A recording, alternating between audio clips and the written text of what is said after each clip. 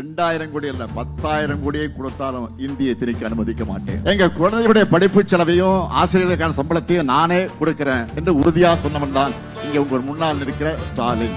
இதெல்லாம் RSS அமைப்போட நீண்ட கால செயல் திட்டங்களுடைய ஒரு பகுதி.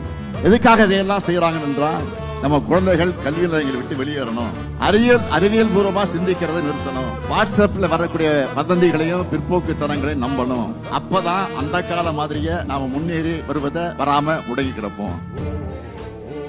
பெரும்பாலான மக்களுக்கு ஏன் உரிமை கிடைக்கவில்லை என்று கேட்டுவிட்டால் என்ன செய்வதற்கு என்ற அச்சத்தால் தந்திரமாக என்ன செய்தார்கள் என்றால், சூத்திரன் படிக்கக்கூடாது, கீழ் ஜாதிக்காரன் படிக்கக்கூடாது, படித்தால் அறிவு வந்துவிடும் அல்லவா, படித்தால் கேள்வி கேட்போம் அல்லவா, அதற்காக படிக்க கூடாது. இதுக்கான செயல் திட்டங்களுக்கெல்லாம் ஆமாம் சாமி போடுகிற முரட்டு அடிமையா வாய்ச்சிருக்கக்கூடியவர் தான் இந்த அடிமை சாமி.